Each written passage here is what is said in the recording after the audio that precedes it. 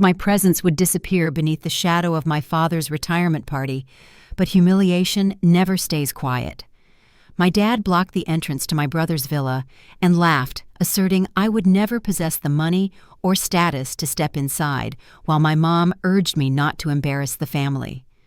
What they didn't know was that the realtor had already arrived, and one calm sentence was about to expose exactly who had been judging me. I wore a simple navy dress that evening. It cost more than anything in my mother's closet, though she would never know that. The air carried expensive catering scents, and soft landscape lighting transformed my brother's new villa into something worthy of an architectural magazine. Guests milled about the manicured lawn in clusters. Their laughter floated toward a darkening sky, dotted with the first evening stars. I had driven myself here in a car that looked ordinary from the outside. This was a deliberate choice made years ago when I realized invisibility was sometimes the greatest power a woman could possess. No one approached me when I stepped through the wrought iron gate. That was not unusual. I stood at the edge of the crowd for several minutes, watching relatives and family friends exchange pleasantries, clink crystal glasses, and gesture toward the villa's impressive facade, as if they themselves had laid each stone. My brother Richard stood near the grand entrance, accepting congratulations for a home purchased with money our father had quietly allocated to him over the years, through complex business structures and opaque private arrangements that were perfectly legal, yet carefully shielded from scrutiny. My mother orbited him like a devoted satellite, adjusting his collar, refilling his wineglass, and ensuring every guest understood the magnitude of his accomplishment. Not once did either of them glance in my direction. I moved through the party like a ghost wearing designer fabric, nodding politely when someone accidentally made eye contact, but never being drawn into genuine conversation. The exclusion was so complete and so practiced that it had become a kind of performance art perfected over 3 decades of family gatherings. I had learned long ago not to expect acknowledgement from these people who shared my blood, but never my confidence. What surprised me was how little their rejection hurt anymore. The wound had scarred over somewhere around my 30th birthday, leaving behind something harder and infinitely more useful than pain clarity. I watched my father work the room with the confidence of a man who believed his version of reality was the only one that existed. He shook hands with the firm grip he had practiced since his 20s. He told embellished stories about his career in banking and accepted praise for raising such a successful son. At no point during these performances did he mention that he had 2 children. I had become so thoroughly erased from the family narrative that some of these guests probably did not even know I existed. The villa itself was impressive, I had to admit. It featured Mediterranean-style architecture designed to impress from a distance, the kind people admire before they ever step inside its floor-to-ceiling windows, revealing glimpses of designer furniture. A swimming pool in the back glittered like liquid sapphire under string lights. Richard had done well for himself, or rather our father's money had done well for Richard. The property was worth perhaps $2 million a sum that would have seemed astronomical to me once before I understood what real wealth looked like. When I finally approached the front entrance, I was not looking for confrontation. I simply wanted to see the interior everyone had been praising all evening. The double mahogany doors stood open, golden light spilling onto the stone pathway like a welcome mat for everyone except me. I was 3 steps away when my father materialized in the doorway, his body positioned squarely in the center. He blocked access with the deliberate precision of a man accustomed to controlling who belonged where. He did not speak immediately. Instead, he stood there with hands clasped behind his back, allowing the moment to stretch until several nearby guests noticed and turned to watch. The silence was calculated, designed to draw attention to what was about to happen. My father had always understood the theatrical power of an audience. He knew humiliation delivered privately was merely an insult, but humiliation delivered publicly was a lesson that scarred. When he finally spoke, his voice carried the easy tone of someone sharing an amusing observation at a cocktail party. "Eleanor," he said loud enough for the gathering crowd to hear, "you know you'll never have the money or status to own something like this. Why torture yourself by looking at what you can't have? A few people laughed that polite, uncomfortable laughter of those who recognized cruelty but were too invested in the social hierarchy to challenge it. Others simply watched with carefully neutral expressions, waiting to see how I would respond. I could have said something. I could have told him exactly how wrong he was and how spectacularly he had misjudged the daughter he had spent decades ignoring. But I had learned through years of bitter experience that some battles are won by refusing to fight them in the moment. I stood absolutely still, holding his gaze without flinching, letting the silence speak for itself. The quiet seemed to unsettle him more than any clever retort would have. He had expected me to shrink to apologize or to retreat with my head bowed in appropriate shame. When I did none of those things, a flicker of uncertainty crossed his weathered face before he masked it with another dismissive laugh.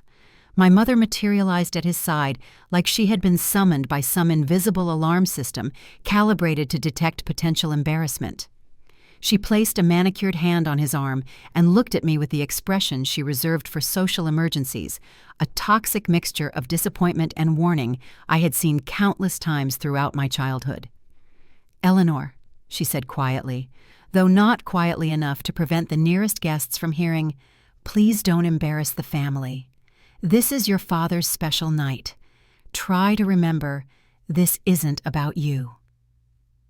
She did not ask why I was being blocked from entering my own brother's home. She did not question whether her husband's behavior was appropriate or kind.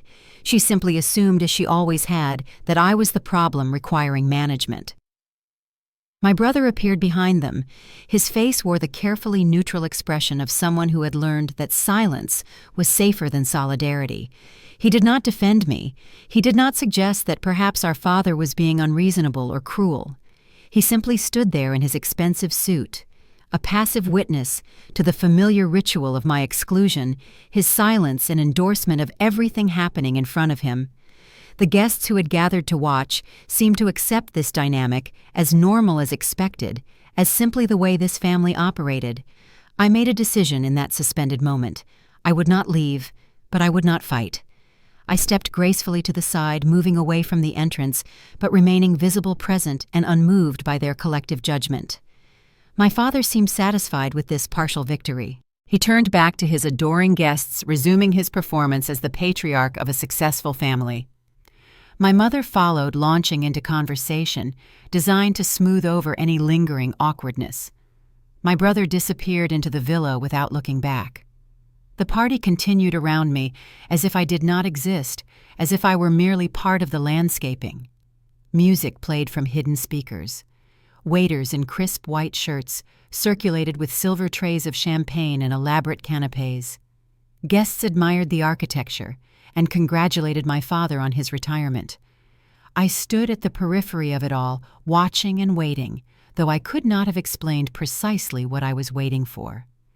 Then I heard it, a fragment of conversation from a staff member near the catering tent, speaking quietly into her phone. "The Realtor confirmed she'll arrive within the hour." The words meant nothing to most people at this celebration, but they landed in my ears like a promise. The Realtor, I knew exactly who that was, and I understood with sudden clarity why she was coming tonight. I looked at the villa, at my father's self-satisfied smile, and at my mother's careful management of every social interaction. They believed they had won something tonight. They believed they had successfully reminded me of my place in their carefully constructed hierarchy. I did not leave because I was defeated. I stayed because this was exactly where I needed to be when the truth finally stepped into the light. The party swirled around me in a blur of champagne bubbles and polite laughter, but I was somewhere else, entirely trapped in the amber of memory. I watched patterns repeat themselves with the mechanical precision of a play performed 1,000 times. A distinguished-looking man in his 60s approached my father, gesturing casually toward me with his crystal champagne flute. "Is she family?" he asked, nothing more than casual curiosity, small talk from someone filling conversational space. My father's response came without hesitation, smooth as aged whiskey over broken glass. "Just a relative," he said. The vagueness was intentional. The dismissal was complete in its economy. He did not say daughter. He did not speak my name.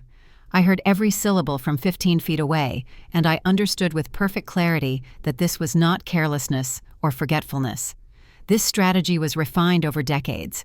Standing there in the shadows of my father's retirement celebration, watching him expertly redirect conversations away from my existence, I found myself pulled backward through time to another party. Another evening when I had been physically present, but systematically erased from the family portrait. I was 23 years old, fresh out of business school, with honors attending a celebration for my brother Richard's first significant promotion at the investment firm where my father had arranged his position. The living room of my parents' sprawling suburban house had been transformed into a showcase for family friends, business associates, and carefully selected neighbors who would appreciate witnessing the Ashford family's continued success. The air smelled of expensive catering and my mother's signature perfume. Everywhere I looked, people were raising glasses to my brother's golden future. My father had spent nearly 30 minutes that evening introducing Richard to important contacts, listing his grades, his internships, and his natural talent for finance. When someone in the crowd finally noticed me standing awkwardly near the fireplace and asked what I did, my mother stepped in before I could form the first word. "Eleanor is still figuring things out," she said with that particular tight smile she reserved for managing disappointments. "Not everyone finds their path as quickly as Richard.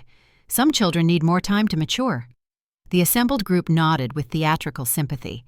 The conversation flowed onward like a river diverting around an inconvenient stone, while I stood there with unspoken words dying in my throat. I tried afterward to explain to my mother that I had already started my own consulting business, that I had paying clients, growing revenue, and a reputation beginning to spread through word of mouth. She waved away my words like cigarette smoke. "You made everyone uncomfortable," she said. "That evening was about Richard. Why do you always insist on making everything about yourself?" The memory dissolved and reformed into another shape, another wound. My brother, at 28, made a catastrophic investment decision that cost him nearly everything he had saved from his impressive salary. He had followed a tip from a friend of a friend and ignored every principle of due diligence, losing close to $300,000 in a matter of weeks. My father discovered the disaster during a routine conversation about family finances and responded with swift, silent efficiency. Money transferred through a series of sophisticated private accounts utilizing complex financial maneuvers intended to maintain the utmost discretion. Richard's credit was repaired. The incident was buried so deeply that even my mother may not have known the full extent. That same year, emboldened by my growing client list and confident in my expanding business model, I asked my parents for a modest loan to fund my company's expansion, a fraction of what they had quietly given Richard to cover his gambling on a bad investment. My father laughed in my face. "You want me to throw good money after bad?" His voice carried the amused condescension he reserved for what he considered foolish requests. "Come back when you have something actually worth investing in, Eleanor. Preferably with a business plan written by someone who understands business." He delivered this verdict at a family dinner with Richard and his new girlfriend as witnesses. No one at the table objected. No one pointed out the staggering double standard.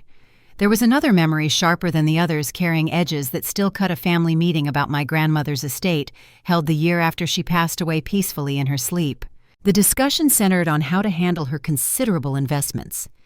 I suggested an alternative approach to the proposed distribution, one that would have saved the family significant money in taxes while still honoring our grandmother's wishes. My father dismissed the idea before I finished explaining it. "That's not how these things work, Eleanor," he said, with the particular weariness he used when forced to explain obvious realities to those too simple to grasp them. "Leave the financial decisions to people who understand finance."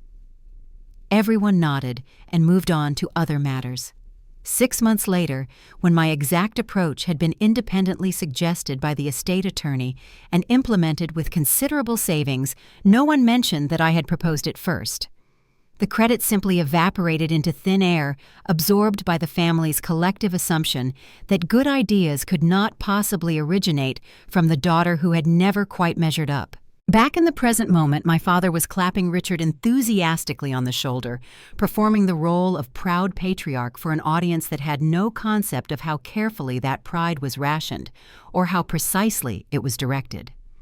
My mother circulated among the guests with the efficiency of a seasoned hostess, ensuring every conversation eventually curved back toward Richard's success, his beautiful villa, and his promising future. The system functioned with well-oiled perfection, each family member understanding their assigned role. An older woman approached me, someone I vaguely recognized from previous family gatherings, perhaps a distant aunt or long-standing family friend. "Your father talks about your brother constantly," she offered pleasantly, as if this observation were a gift I should gratefully receive. "He must be so terribly proud. Richard has accomplished so much." She did not seem to notice the implication of her words, the assumption embedded within them that there was nothing about me worth discussing and no accomplishment worth mentioning. In years past, I would have tried to correct this distorted impression. I would have mentioned my work, my growing investment portfolio, and the life I had constructed without their support or even their knowledge. But experience had taught me that defending myself to people who had already accepted the family narrative was an exhausting waste of precious energy. So I simply nodded and offered a response so neutral it bordered on silence. I watched her grow slightly uncomfortable with my refusal to perform the expected role of gracious failure. The realization had assembled itself slowly over the years, built from 1,000 small moments of erasure and diminishment. My family did not simply overlook me through carelessness or busy neglect. They actively needed me to remain small. Richard's success required a contrast, a shadow against which his light could shine more brilliantly. My parents' cherished narrative of raising a brilliant, accomplished son required a counterpoint, a cautionary tale of the child who had not quite measured up despite every advantage. I was not failing to meet their expectations.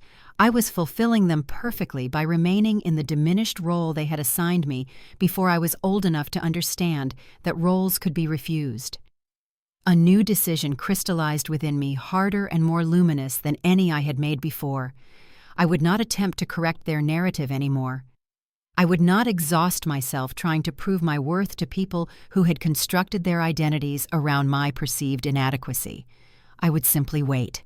And when the truth became impossible to ignore, I would not need to say a single word in my own defense. A woman in her late 50s approached me dripping with the kind of tasteful jewelry that whispers wealth rather than shouting it.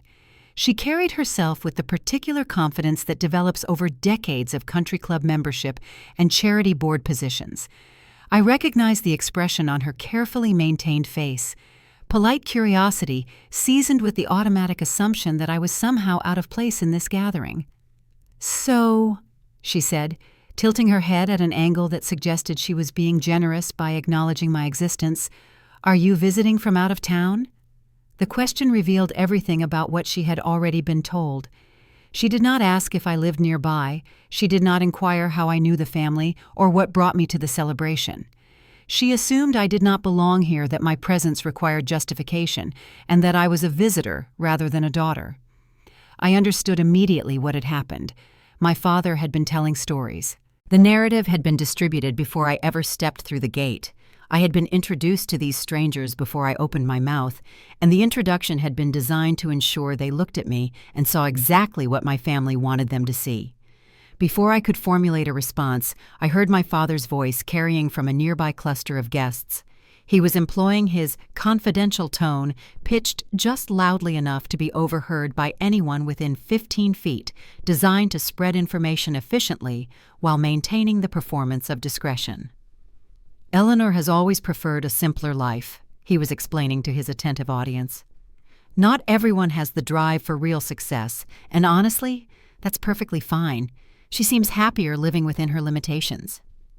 The words slithered through the evening air like oil spreading across still water, smooth and nearly impossible to grasp hold of for examination. Nothing he said was technically demonstrably false. I did prefer simplicity in certain aspects of my carefully curated life.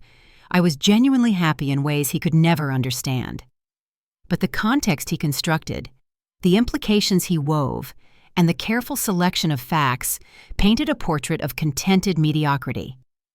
That was a masterwork of manipulation, perfected over 3 decades of practice.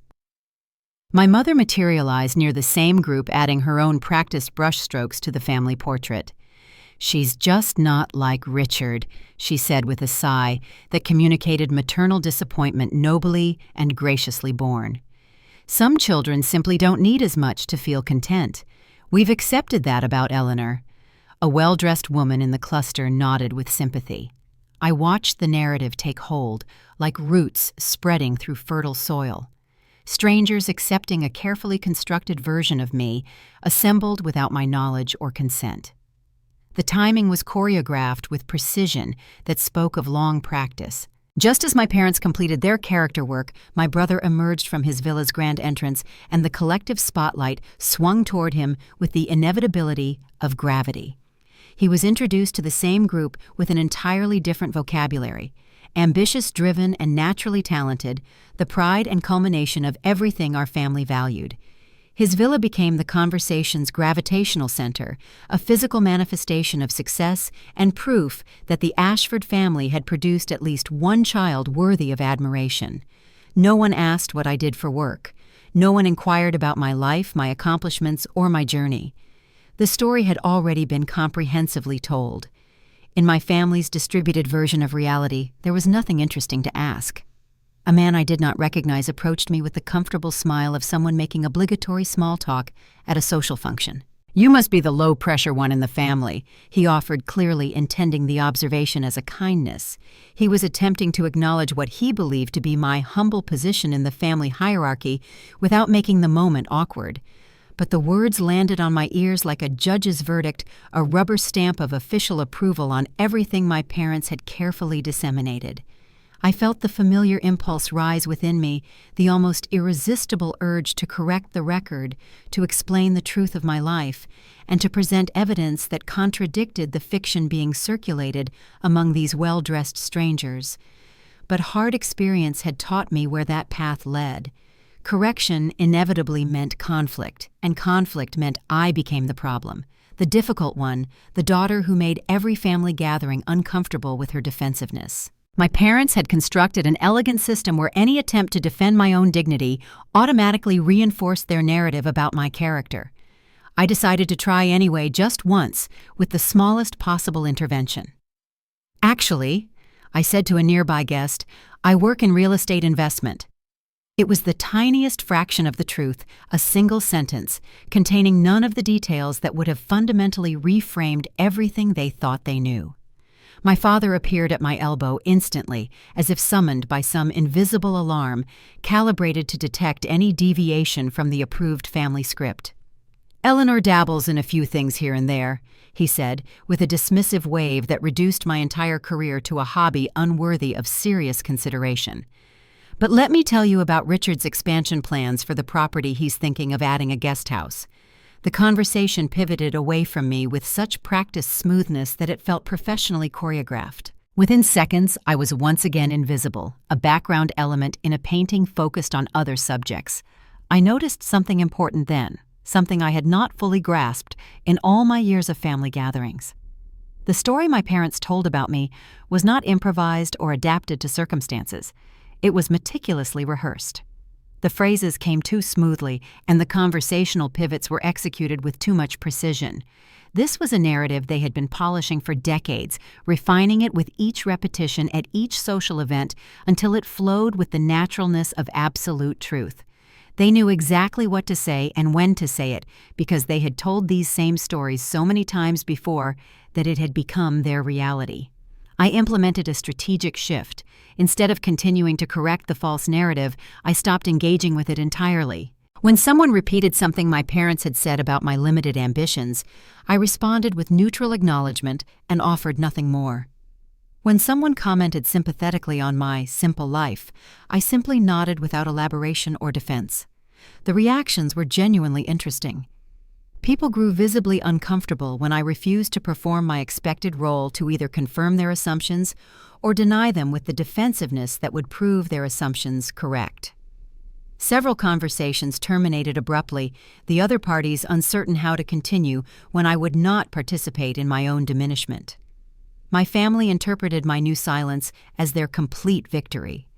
I observed it in my father's increasingly satisfied glances across the lawn, in the tension releasing from my mother's carefully maintained shoulders, and in my brother's casual assumption that all was proceeding according to the natural order. They believed they had successfully managed the potential embarrassment of having their less successful child present at their triumphant gathering.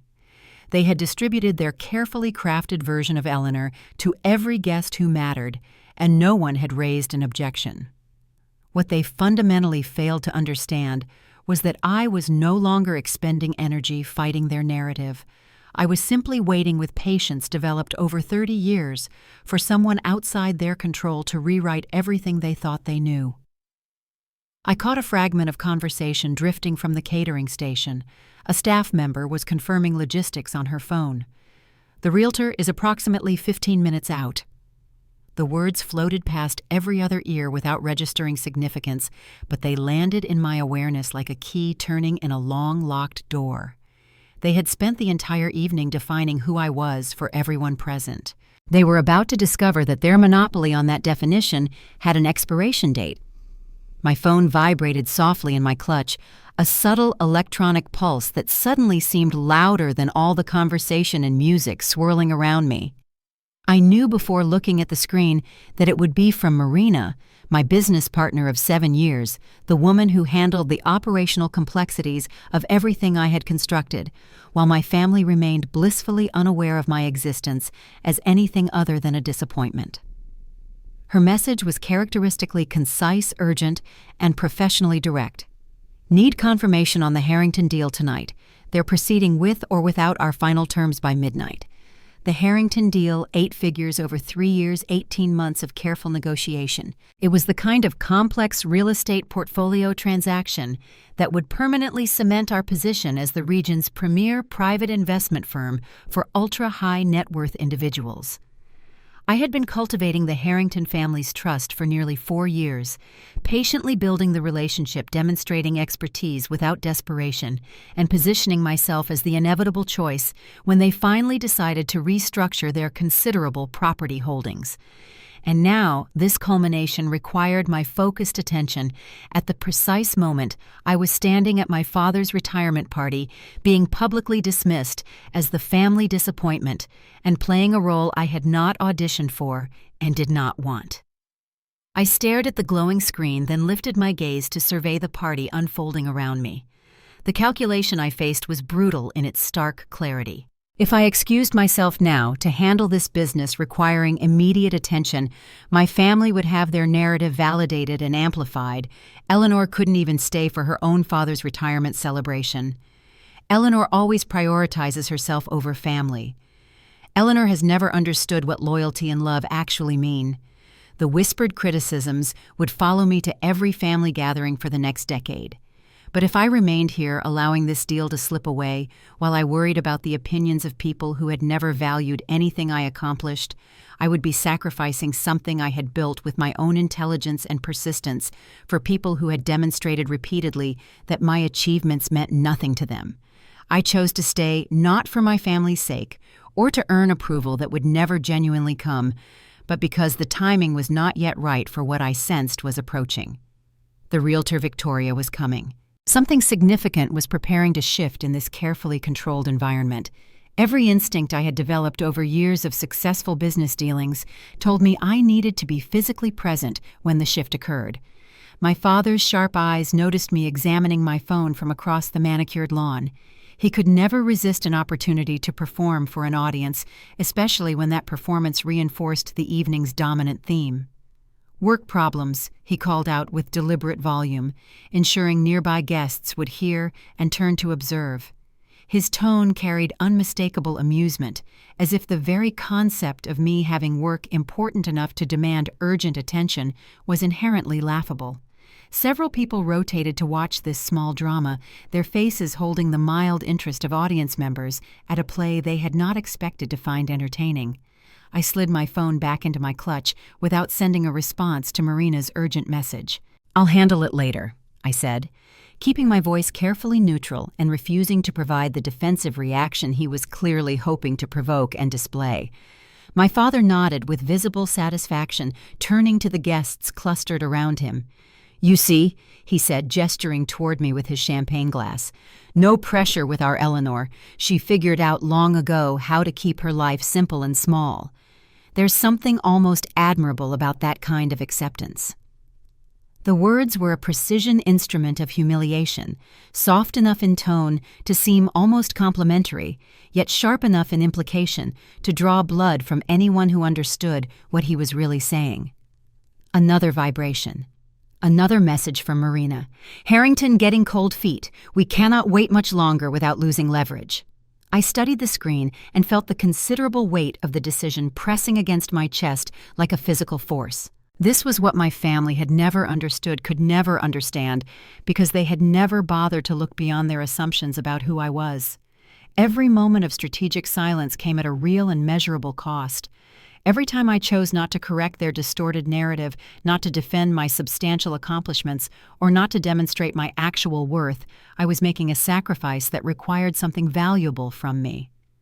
Tonight, I was betting everything on a realtor running late and my own intuition about what her arrival would mean. My mother appeared at my elbow with the silent approach she had perfected over decades of family management. She leaned close enough that I could smell her signature perfume, her voice dropping to barely above a whisper. "You should probably leave soon, Eleanor, before you say something that makes this evening awkward for everyone." She was not asking about my well-being or curious about the messages that had obviously captured my attention. She was managing me with the same efficiency she applied to the catering schedule and seating arrangements, identifying a potential source of embarrassment and moving to neutralize it before damage occurred. I did not respond with words. I simply turned to meet her gaze, directly holding her eyes with mine, until she grew visibly uncomfortable, and turned away to attend to other matters. It was a small act of rebellion, but it felt enormously significant in the moment. For the first time in longer than I could clearly remember, I was not automatically playing my assigned role in the family performance. I was not apologizing for my existence, explaining my choices, or demonstrating appropriate daughterly deference to her superior judgment. I was simply existing as myself, present and unmoved by her expectations. And that fundamental change in my behavior seemed to disturb her more deeply than any verbal argument could have. Across the illuminated lawn, my brother was holding court near the villa's impressive entrance, entertaining a rotating audience of admirers with detailed stories about his renovation plans, his investment philosophy, and his vision for the property's future appreciation. No one interrupted him with suggestions that perhaps he should leave early. No one questioned whether his work matters were being appropriately attended to. No one implied that his presence was potentially embarrassing. My phone delivered a third vibration. "Final decision required within 30 minutes. Marina." I composed my response with my screen angled away from curious observers, fingers moving quickly across the glass surface. "Proceed with option B. Full authorization granted. Trust your judgment." It was not the outcome I had carefully strategized for the Harrington acquisition, but it was acceptable. Sometimes in business, as in life, you have to accept a good outcome when the perfect one is not available within your constraints. The sacrifice had been completed. Whatever unfolded at this party over the coming hour, whatever Victoria's arrival ultimately brought into this controlled environment, I would face an invisible consequence that no one at this celebration would ever know existed.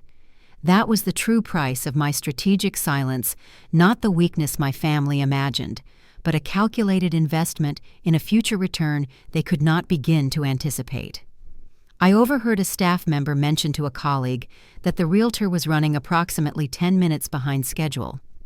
The information drifted past most ears without registering any significance, but it landed on mine like a confirmation that my patience was about to be rewarded. My silence tonight was not the silence of defeat or fear. It was the silence of someone who understood precisely what she was trading and what she would receive in return. The laughter that erupted from the cluster of guests surrounding my father was louder and more sustained than anything that had come before. The sound had the unmistakable quality of performance, too hearty, too prolonged, and too precisely calibrated to draw attention across the entire gathering. I watched as guests from distant corners of the manicured lawn turned toward the noise, curious about what amusing thing they might be missing. My father stood at the absolute center of the group, commanding attention with the practiced ease of someone who had spent a lifetime believing his voice was the most important one in any room he entered. I moved closer without appearing to do so, drifting toward the cluster while maintaining the social invisibility I had perfected over decades of family events. The movement went unnoticed. Years of being overlooked had transformed into a kind of unexpected superpower. "You know," my father was saying, his voice projecting, with the warm authority of a man sharing hard-won wisdom, "there are fundamentally two types of children in this world. Some understand instinctively that success requires sacrifice, that you have to fight aggressively for your place in the competitive world. They see opportunities and seize them with both hands." He paused with theatrical timing, allowing the statement to settle over his listeners and permitting them to fill in the obvious conclusion about which of his children he was describing. And then, he continued, his voice softening with regret, "There are those who are content with less, who prefer the path of least resistance, and who never quite develop the hunger that drives real achievement." His eyes found me in the crowd for just a moment, barely a second of direct contact, but long enough for several attentive guests to follow his gaze and understand exactly who served as the cautionary example in his little parable. Several people in the cluster laughed in response, not the laughter of genuine amusement at something witty, but the uncomfortable, complicated laughter of those who recognize they are being invited to participate in someone else's public diminishment. Others nodded with serious expressions, accepting without question the interpretive framework my father had constructed, and mentally filing me into the category of the unsuccessful child, without pausing to wonder whether his categories reflected reality. My mother materialized beside him with the timing of a professional performer hitting her cue. "Eleanor has always been content with whatever she has," she observed. Her tone somehow suggested this was meant as praise while clearly communicating its opposite. "She's never been driven by ambition the way Richard naturally is. Some people simply don't require much to feel satisfied with their lives." The words were carefully wrapped in the language of acceptance and understanding, but their true meaning was transparent to anyone paying attention. I had comprehensively failed to meet the family's standards for success, and they had graciously, generously decided to forgive me for this fundamental inadequacy. My brother appeared on cue, the golden child summoned to complete the family tableau. He offered a modest smile, calculated to suggest he was slightly embarrassed by all this praise, while simultaneously accepting it as his natural due. "I just worked hard and stayed focused," he said with rehearsed humility. "Anyone could accomplish what I've accomplished if they truly committed themselves to excellence." The implication floated in the evening air like perfume I had not genuinely committed, had not worked with sufficient dedication, and had somehow chosen my position at the bottom of the family hierarchy through my own failures of character and discipline. A guest in the cluster turned to address me directly. "Do you think that's a fair assessment?" she asked. For a brief moment, I wondered if she might be challenging the prevailing narrative, but her expression held only polite curiosity, the interest of a spectator who wanted to witness how I would respond to my own systematic public diminishment. The entire group waited in anticipatory silence. My father's smile remained fixed in place, but I detected the slight tension around his eyes, the silent paternal command to play my assigned part, to accept the designated role with appropriate grace, and to avoid making a scene that might complicate his triumphant evening. My mother's hand found his arm in a gesture of marital solidarity, steadying him and preparing to intervene smoothly if I proved difficult.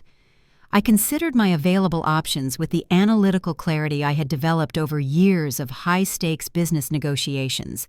I could agree with their assessment, confirming everything they had said about me and my limited nature.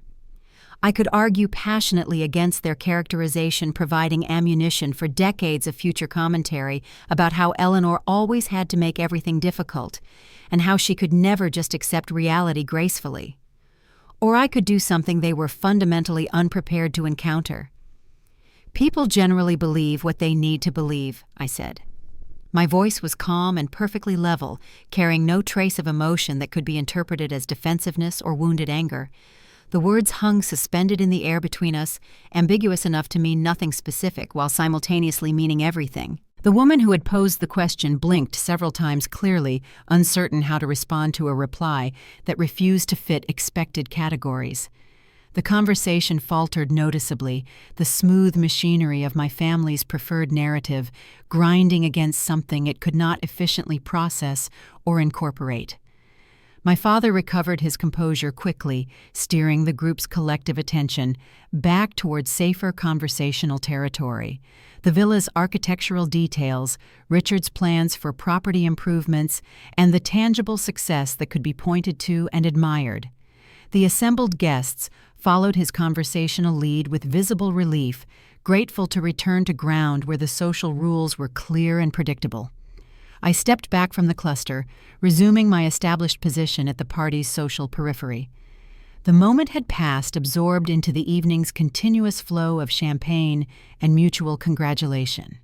But I had observed something critically important. My family's confidence had expanded dangerously. They believed they had definitively won this round. They believed they had successfully defined me before this audience controlled the narrative completely and managed the evening's social dynamics with their customary expertise. Their satisfaction radiated from them like heat from sun-baked stones. This expanding confidence was precisely what I needed from them. Overconfidence consistently made people careless and blind. It caused them to assume the future would reliably resemble the past, and that their comfortable version of reality was the only possible version. A staff member approached my father with a quiet message. I could not hear the specific words, but I observed him nod dismissively, barely acknowledging the interruption, before returning his full attention to his admiring audience. Whatever information had been conveyed clearly did not seem significant enough to warrant his sustained interest. But I had been carefully watching the event staff throughout the evening. I observed this same young woman confirming timing, verifying arrangements, and coordinating something clearly operating outside the normal flow of the retirement celebration. They had officially decided who I was in front of everyone whose opinion mattered to them. They had delivered their definitive verdict with the confidence of people who believed their judgment was permanent and final. They remained completely unaware that the truth was preparing to walk through the door. The shift began with a car, not a flashy arrival designed to command attention or a dramatic entrance calculated to impress, but just a sleek black sedan pulling into the villa's circular drive with the quiet confidence of someone who had no need to announce themselves. The engine fell silent. For a suspended moment, nothing happened. Then the driver's door opened with a soft click, and a woman emerged into the landscape lighting. She appeared to be in her late 40s, dressed in a tailored charcoal suit that communicated wealth and authority without making any obvious effort to do so. Her posture was flawless, and her movements were economical and precise, every gesture suggesting someone accustomed to operating in rooms where the numbers discussed had many zeros. She surveyed the party with quick, professionally assessing eyes, taking in the landscape architecture, the catering setup, and the villa's clean-lined Mediterranean exterior softly illuminated against the night. Her expression revealed absolutely nothing about her conclusions. Several guests noticed her arrival and paused their conversations to observe. There was something magnetic about her presence, a gravitational force that had nothing to do with conventional beauty and everything to do with the particular kind of authority that comes from genuine competence. She moved toward the main gathering, not like someone seeking permission to enter, but like someone conducting an evaluation. A staff member approached her immediately. They exchanged brief words too quiet for anyone else to hear. The woman, Victoria the Realtor I had been expecting, nodded once with crisp efficiency and began making her way through the crowd. She did not appear to be searching for anyone in particular. She simply observed her mere presence sufficient to alter the energy of the space around her. My father detected the disturbance in his domain within seconds. I watched his expression shift through several phases: initial curiosity, rapid assessment, and then the instinctive recognition of someone who might represent power or opportunity. He excused himself from his current conversational cluster and moved to intercept her, his considerable social charm already warming up for deployment. "Welcome to our celebration," he said, extending his hand with the confident grip of a man who expected to be acknowledged as the most significant person in any gathering he hosted. "I'm Harold Ashford. This is my retirement party. My son owns this beautiful villa." The introduction was carefully designed to establish hierarchy immediately, to make clear that he was the patriarch, the host, and the center around which this entire evening revolved. Victoria accepted his handshake with professional courtesy, but nothing in her demeanor suggested she was particularly impressed or interested in impressing him in return. "Congratulations on your retirement," she said. Her tone was pleasant but notably lacking warmth. "Lovely property." Her eyes slid past him, almost immediately continuing to scan the assembled guests with that same professionally assessing gaze. I observed my father recalibrating his approach in real time. He was not accustomed to being moved past so efficiently, not familiar with conversations that failed to center on his importance and accomplishments. "Do you work in real estate?" he pressed. His voice carried the slight edge of someone fishing for information that would help him categorize this unexpected variable. "My son Richard just purchased this villa. It was quite the investment, prime location, excellent appreciation potential." Victoria nodded with polite neutrality. "Yes, I noticed the listing when it was available." The response was carefully crafted to reveal nothing about her opinion of the property, the purchase, or the people who had made it. She posed a few brief questions about the evening's occasion's standard social small talk before excusing herself to speak with someone else. My father watched her departure with an expression I had rarely seen on his face, genuine confusion. The interaction had not proceeded according to his expectations. He had presented his credentials, his family's success, and his son's achievement, and she had received all of it with the detached professionalism of someone who routinely dealt with numbers that made his accomplishments look modest. My mother appeared at his side, her finely tuned social antennae clearly detecting that something had deviated from the expected script. "Who was that?" she asked in an undertone, her eyes tracking Victoria's movement through the crowd. "Some realtor," my father replied with attempted dismissiveness. But I detected the note of uncertainty beneath his casual tone. He had encountered something he could not immediately categorize or control, and the experience was visibly unsettling.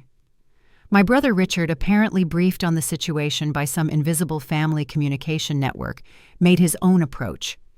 He intercepted Victoria near the refreshment table and launched into an enthusiastic description of the villa, the square footage, the renovation potential, the neighborhood's property value trajectory, and his own sophisticated investment thesis.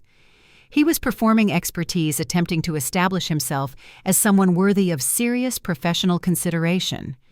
Victoria listened attentively for perhaps 30 seconds before politely extracting herself. She had not been overtly rude, but she had also demonstrated no particular interest in what he was saying. Richard was left standing alone with his performance interrupted mid-sentence, visibly uncertain about what had just occurred. Guests throughout the party were beginning to take notice Victoria's selective engagement and her refusal to be impressed by the evening's designated stars. It was becoming a subject of quiet speculation. Who was she looking for? Why had she come to this particular event? Why did the villa's owners not seem to command her interest? And then her eyes found me across the lawn. The moment of direct contact lasted only seconds, but it felt significantly longer. She looked at me with unmistakable recognition, a slight nod of professional acknowledgement that carried far more weight than anything she had offered my father or brother. Then she continued her circuit through the party, speaking briefly with various guests and gathering information through a process that appeared casual but was clearly systematic. My father had witnessed the exchange. I watched realization and confusion battle across his features as he processed what he had observed. "Do you know her?" he demanded, moving toward me with more aggressive energy than he had displayed all evening. "A realtor appeared at your party," I replied, keeping my voice completely calm and my expression neutral. "I have no idea why that would have anything to do with me." He had no effective response. His certainty was developing cracks, tiny fractures appearing in the foundation of his absolute control over the evening's narrative. He looked toward my mother, toward my brother, and toward Victoria, now engaged in conversation with a cluster of clearly wealthy guests on the far side of the gathering. I caught a fragment of Victoria's words as she passed near a staff member. "I'll wait for the right moment." The sentence was not intended for my ears, but I absorbed it nonetheless. The right moment. Something was approaching, and my family had no understanding of what it might be. The party no longer belonged to them. The atmosphere throughout the party had undergone a transformation difficult to articulate precisely, but impossible to ignore. Conversations grew quieter and more watchful. The easy flow of champagne and superficial small talk had been interrupted by Victoria's commanding presence. Guests were now operating with heightened attention, sensing that something significant was unfolding just beneath the surface of the retirement celebration. I noticed that eyes kept drifting toward Victoria wherever she positioned herself. She had established herself apart from my family's social orbit, engaging primarily with guests my father considered truly important, successful business leaders and significant investors, people whose professional opinions actually mattered in worlds beyond this villa's manicured lawn. More significantly, she was not actively seeking these conversations. They were seeking her. A man I recognized as a prominent local developer approached Victoria with the particular deference of someone requesting an audience with a superior. They spoke for several minutes in voices too quiet for me to hear. I observed the developer's expression undergo a visible transformation from initial curiosity to growing respect to something that approached genuine awe. When their conversation concluded, he surveyed the party with noticeably different eyes, as if seeing every person present in an entirely new light. My father observed this interaction as well. He attempted to reassert himself into the evening's shifting power dynamics, approaching the same developer with his practiced bonhomie firmly in place. "Wonderful party, isn't it?" he offered with manufactured warmth. "Have you had a chance to see Richard's villa from the inside? The craftsmanship is truly exceptional. You'd appreciate it as someone who understands quality construction." The developer nodded politely, but his attention was clearly located elsewhere. "Yes, very nice," he said, with the distracted courtesy of someone whose mind was engaged with more important matters. "If you'll excuse me, I need to follow up on something." He walked away without the deference my father was accustomed to receiving, automatically leaving him standing alone with his enthusiastic compliment floating unanswered in the evening air. My mother cornered one of her established social contacts, a woman who served on multiple prestigious boards and charity committees. "Who exactly is that Realtor?" she asked, keeping her voice appropriately low while her eyes tracked Victoria's movements. "She seems to know absolutely everyone who matters." The response she received was deliberately vague, but deeply revealing. "Victoria specializes in very private transactions," the board member explained with careful discretion. "Very private, very substantial. I've heard she won't even consider clients below a certain threshold." She did not specify what that financial threshold might be, but her tone conveyed clearly that it was far beyond anything the Ashford family typically discussed. My brother, sensing the uncomfortable shift in social attention, made another determined attempt to recapture his position at the evening center. He launched into an expanded explanation of his renovation plans to anyone who would pause to listen, describing in elaborate detail the potential appreciation of his property and his sophisticated long-term investment strategy. A few polite guests stopped to hear him out, but the enthusiasm that had greeted his earlier presentations was notably diminished. Victoria's presence had introduced an entirely new scale of comparison into the proceedings, and my brother's villa suddenly seemed merely adequate rather than impressive. Victoria crossed my path again as she moved through the crowd. This time she stopped. "Good evening," she said. Her voice was pitched low enough that only I could hear the words clearly. The greeting was brief and professionally appropriate, but somehow weighted with significance that nearby observers could sense without understanding. She did not address me by name, did not explain how we might know each other, and did not provide any context for curious onlookers. Then she nodded once and continued on her measured way through the gathering. but the moment had been witnessed. Several guests who had been tracking her movements observed the exchange. I could almost feel the wave of recalculation rippling outward through the crowd. Who was I that this mysterious, powerful realtor would single me out for personal acknowledgement when she had barely spared 2 minutes for the evening's supposed hosts? A woman I had encountered earlier, the one who had been informed I was the low-pressure member of the family, approached me with a markedly different expression than before. "I don't believe we were ever properly introduced," she said, her tone noticeably warmer and her manner more respectful. "I'd love to hear more about what you actually do, if you're willing to share." I provided the same neutral, uninformative response I had been offering all evening, but this time the identical words landed entirely differently. Where before my professional vagueness had been interpreted as evidence of having nothing worth discussing, now it seemed sophisticated, perhaps strategic, the careful discretion of someone who did not require validation from casual acquaintances. My father intercepted me before I could drift away from the conversation, his face tight with poorly concealed anxiety. All pretense of the benevolent patriarch had been stripped away by circumstances he could not control.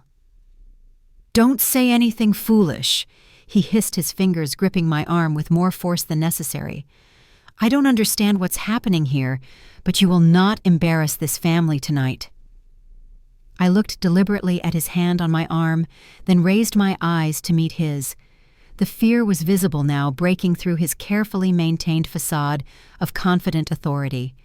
He did not understand what Victoria's presence signified, but his instincts were telling him that his control over the evening's narrative was slipping rapidly away. He was scrambling desperately to contain damage he could not yet clearly see. "I haven't said anything at all," I reminded him, keeping my voice perfectly steady and calm. "I've been nothing but well-behaved and appropriate. Exactly what you've always wanted from me." The response seemed to confuse him more than it comforted him. He released my arm and stepped backward, looking around the party, as if searching for something solid that might restore his accustomed sense of authority. Around us, the celebration continued in its modified form. But the fundamental nature of the gathering had changed. Guests were no longer proceeding toward the natural conclusion of an enjoyable evening. Instead, they were lingering, observing, and waiting with undisguised curiosity. Something was clearly about to happen, and no one wanted to miss whatever it turned out to be. I did not need to take any action. The truth was coming, carried by someone else's voice and authority. All I had to do was remain exactly where I was and let it arrive. The first visible crack in my family's meticulously constructed narrative emerged from a completely innocent question. An older gentleman, someone who clearly operated in the world of significant real estate transactions himself, approached Victoria with the comfortable familiarity of professional equals encountering each other at a social function. "Any interesting closings recently?" he inquired. Victoria offered a measured smile. "A few noteworthy ones," she acknowledged. "One particularly significant transaction. Private buyer, all cash, completely off-market. Very discreet client who values privacy above recognition." She did not volunteer specific numbers, but the way she delivered the information suggested figures that would dwarf anything typically discussed at gatherings like this one. The gentleman's eyebrows rose perceptibly. "All cash at significant scale. That's becoming increasingly rare in this market. What category of property are we discussing?" "Premium estate," Victoria replied with professional neutrality. 20 million range, waterfront location. The kind of property that never appears on public listings. She allowed the number to land without emphasis or drama, as if it were simply a factual detail. Several guests who had been engaged in their own discussions stopped speaking to listen. 20 million. All cash, private buyer. These were words that commanded immediate attention in any room, but especially in this particular room at this specific party, where the evening's host had just been celebrating his son's purchase of a villa that had cost a modest fraction of that amount. My father sensed the disturbance in his domain and attempted to reclaim control through direct intervention. "Speaking of noteworthy real estate," he interjected loudly, "my son's villa represents quite the investment opportunity. The neighborhood values in this area have been appreciating remarkably." Victoria nodded with impeccable politeness. Yes, this is a pleasant property, and the subtle emphasis she placed on pleasant was almost imperceptible, but everyone present heard the distinction clearly. She turned back to the gentleman she had been addressing effectively, but graciously dismissing my father, without delivering any overt rudeness. My mother's face had lost much of its carefully maintained color. I observed her processing the implications, the scale of transaction. Victoria had casually mentioned the effortless way my father had been sidelined and the growing interest of guests who were now focused on an entirely different kind of success story. My brother stood near the villa's entrance with noticeably diminished confidence. The property that had been the triumphant centerpiece of his evening suddenly seemed reduced in significance. Its impressive Mediterranean facade was transformed into simply another pleasant house rather than the extraordinary achievement it had been presented as throughout the celebration. Victoria continued her conversation with the older gentleman, allowing a few additional carefully selected details to emerge naturally. The buyer maintains a remarkably low profile. No flashy lifestyle, no public displays of wealth, no social media presence. A very intelligent approach to managing significant resources, actually. You would never guess what they're worth simply from observation. She did not look toward me as she offered this description, but several guests in the vicinity did. "Is this private buyer present at this party?" someone asked directly. Victoria's smile remained professionally enigmatic. "She values her privacy," she said simply. The single pronoun hung in the evening air like a signal flare. She, a woman, a private woman who preferred anonymity over recognition, a woman who had recently purchased a property worth more than 10 times what this celebrated villa had cost. Eyes began systematically scanning the assembled guests. The women present were being evaluated, reassessed, and measured against this intriguing new information. My mother was clearly not the mysterious buyer. Her wealth was entirely my father's wealth, thoroughly documented and displayed. The handful of other women who projected significant means were quickly eliminated through various observable tells. And then with growing inevitability, gazes began settling on me, the overlooked daughter, the family member who had spent the entire evening being dismissed and diminished, the woman whose apparent lack of success had been the gathering's running joke. I maintained my silence. I did not confirm the speculation, nor did I deny it. I simply stood exactly where I had been standing all evening, present calm and unmoved, allowing the silence itself to accomplish what words never could. My father's expression had progressed from confused to genuinely alarmed. I could see him attempting to recalculate and struggling to fit this new information into his long-held understanding of his children. The familiar equations were failing to balance. The narrative he had constructed over decades was encountering data it could not absorb. From this moment forward, they stopped asking who I was. They started reconsidering why they had ever presumed to judge me. The question emerged from a man who had clearly built his considerable fortune on directness and clarity. He possessed no patience for social niceties or diplomatic ambiguity. He wanted straightforward information. "Let me be perfectly clear," he said to Victoria, his voice cutting through the ambient noise with authoritative precision. "You are telling us that your VIP cash buyer for a $20 million waterfront property is someone present at this gathering." The crowd around them had expanded significantly, drawn irresistibly by the magnetic pull of imminent revelation. Every conversation in the immediate vicinity had ceased entirely. Victoria's response came measured and thoroughly professional. "I am saying that I work exclusively with clients who value discretion above public recognition. The property I referenced cannot reasonably be compared to something like this." She gestured with casual grace toward my brother's villa. "They exist in entirely different categories of the market." A murmur cascaded through the assembled guests. Different categories. The phrase landed with the impact of a judicial verdict on everything my family had spent the evening celebrating. My father's composure cracked visibly for the first time all evening. He attempted what was clearly intended as a dismissive laugh, but the sound emerged forced and hollow. "Well, that's certainly quite a dramatic claim," he managed. "Anyone can assert they have extremely wealthy clients. Victoria turned to regard him with an expression that was not quite pity, but occupied closely neighboring emotional territory. "Of course," she responded simply. She did not argue with his skepticism or defend her credentials.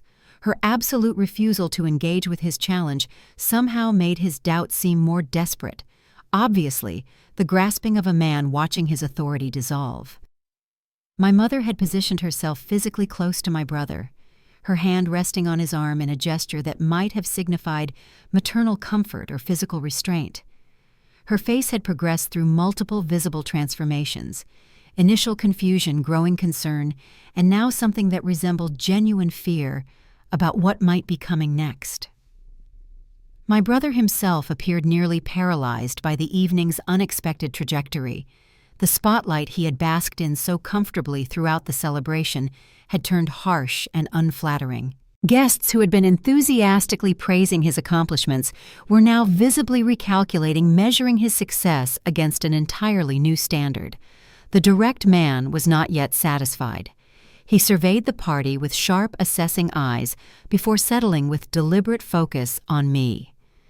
"And let me hazard an educated guess," he said slowly.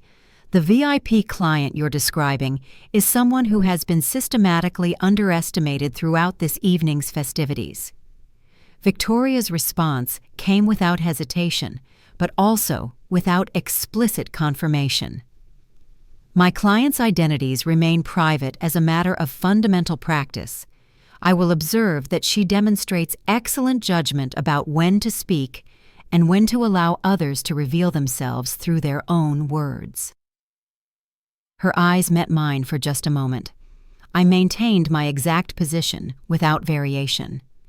I simply existed in the space, present and silent, permitting the silence itself to serve as the most eloquent evidence available. The transformation in how guests perceived me was immediate and striking. They studied me with careful, sustained attention. I observed as several guests began visibly remembering their own behavior toward me. Throughout the evening, the woman who had asked if I was merely visiting the man who had labeled me low pressure, and the cluster who had laughed at my father's comparison. Each of them was now confronting the uncomfortable possibility that they had been wrong. My father made one final effort. "This is completely ridiculous," he declared, but his voice had lost its resonant authority. "Eleanor doesn't possess that kind of wealth. I would certainly know if she did. She's my daughter." "Would you?" someone in the crowd asked quietly. The simple question hung suspended in the air, fundamentally unanswerable, given everything that had just been revealed. I did not need to announce who I was. They finally understood far too late to matter. The silence that descended was unlike anything I had experienced in 3 decades of family gatherings. It was the profound silence of comprehensive recalculation. The party's familiar rhythms had been completely suspended, replaced by something that felt more like a collective reckoning. I observed as the gathering reorganized itself around new gravitational centers. Guests who had been clustered attentively around my father and brother began drifting away. Small conversational groups formed spontaneously near me and Victoria. My father attempted to reestablish his accustomed position through sheer force of social will. He approached a group of guests and launched energetically into a familiar story about his career accomplishments. The response he received was polite but noticeably distant. People nodded at appropriate intervals, but their eyes kept sliding away, seeking more interesting conversations elsewhere. A woman I did not recognize approached me. "I didn't realize," she said simply. "Most people don't," I replied. Victoria began making her way toward the exit, pausing to exchange brief, professional farewells with various guests along her path. When she reached my position, she stopped for a final professional acknowledgement. She did not speak my name, but her proximity communicated more clearly than any announcement could have. My brother had retreated to a defensive position near the villa's entrance, occupying the same doorway that had been the location of my public humiliation just hours earlier. But the dynamics had reversed with devastating completeness. He was now simply a man guarding a diminished prize. My mother stood increasingly alone. Her decades of practiced social coordination skills were rendered temporarily useless. She kept looking between me, my father, and the departing Victoria, clearly hoping someone would somehow restore the comfortable natural order she had always known. A man who had been identified earlier as a significant local investor approached me directly. "I believe I owe you an apology," he said. "I made assumptions tonight that were clearly unfounded." "People generally see what they're told to see," I replied without any particular emotion. "It's not entirely their fault." My father stood at the far edge of the gathering, observing as the social capital he had accumulated over an entire lifetime was being systematically devalued in real time. The silence that had initially gripped the party began filling gradually with new conversations, but the fundamental tone had transformed irreversibly. I did not win this moment by speaking. I won because no one retained the authority to speak for me anymore. The gathering had divided itself into two distinct territories, separated by an invisible boundary. One region hosted clusters of guests gravitating toward me. The other territory contained my family, my father, mother, and brother, forming an increasingly isolated defensive perimeter. My father was the first to attempt organized damage control. He approached a group of long-standing family friends. "We've always been tremendously proud of Eleanor," he announced, his voice projecting the warm confidence of a man sharing an obvious truth. "She's always been the independent one in the family, built something genuinely impressive, completely on her own." The friends he addressed listened with appropriate politeness, but they had witnessed what he said earlier in the evening. They understood perfectly that this new narrative represented a frantic attempt to rewrite recent history. My mother adopted a different tactical approach. She made her way toward me, her expression softened into something approximating maternal warmth. "Eleanor, sweetheart," she said, reaching for my hand, "we really should talk privately. There's clearly been so much unfortunate misunderstanding between us." I observed her extended hand without accepting it. "Not tonight," I said quietly.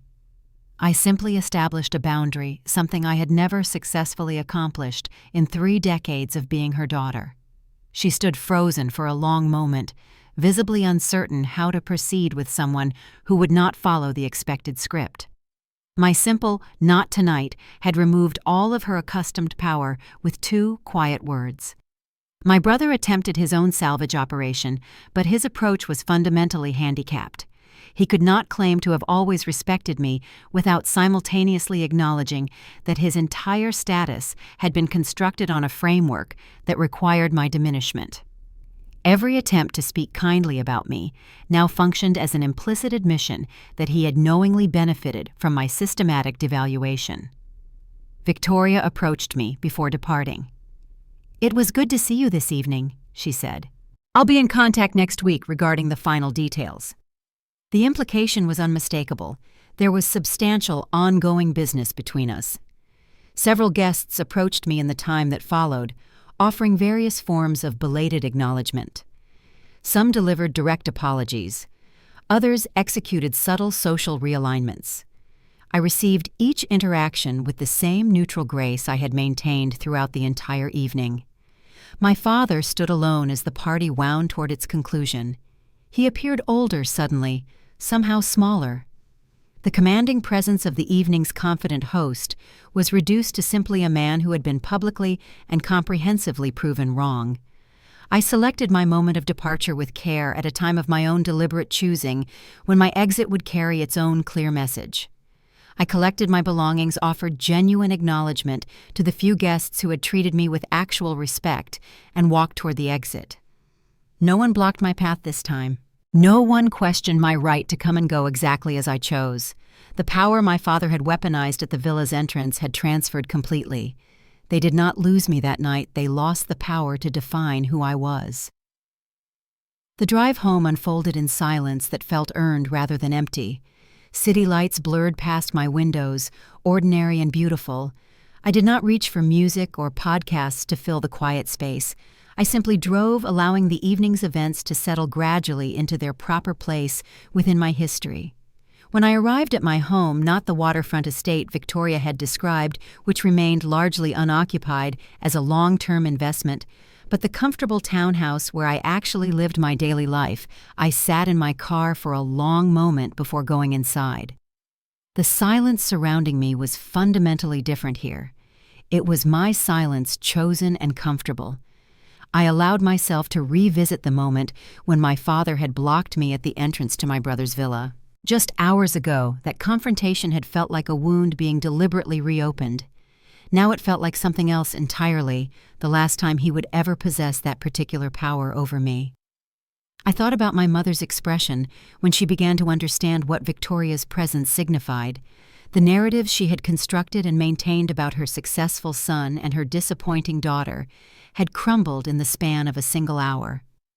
I thought about my brother standing in the doorway of a villa that had suddenly become merely ordinary. He had simply accepted the advantageous role they assigned him, enjoying the privileges of being the golden child without ever questioning what that designation cost his sister. But I did not feel the triumphant satisfaction I might have anticipated. There was no surge of vindictive pleasure. Instead, there was something quieter and more profound, the simple, profound relief of no longer requiring their validation to know my own worth. For years I had constructed my success in deliberate secrecy. Now that careful protection was no longer necessary. They knew the truth, and more importantly, everyone they had ever tried to impress with their version of reality knew the truth. My phone buzzed softly. A text message from an unfamiliar number glowed in the darkness. "We should talk. Mom." I read the words and discovered nothing within myself that required an immediate response. She was reaching out because her social standing had suffered visible damage. I had spent 30 years responding to those manipulation needs at the cost of my own well-being. That chapter of my life was finished. I set the phone aside and walked into my house. The space embraced me with its comfortable familiarity filled with objects I had selected for my own pleasure. I reflected on Victoria's words, the way she had described her VIP client as someone who valued privacy above public recognition. She had been accurately describing me, articulating a philosophy I had consciously adopted years ago: wealth without performance, achievement without announcement, power without the exhausting need to wield it visibly for others' benefit. The evening's events felt like a correction. For 30 years, my family had insisted on telling a story about me that bore no relationship to truth. Tonight, that false story had been publicly corrected by forces entirely outside their control. I poured myself a glass of wine and settled into my favorite chair by the window. Tomorrow would bring business requiring attention, but tonight there was only this: the profound, quiet satisfaction of finally being seen for exactly who I had always been, not because I had demanded recognition, but because I had simply outlasted the lies with patience and persistence. And truth, patient, implacable, inevitable, had finally spoken clearly for itself. That night, I left the party without carrying anything away with me, because at last, after all those years, I was no longer missing anything at all.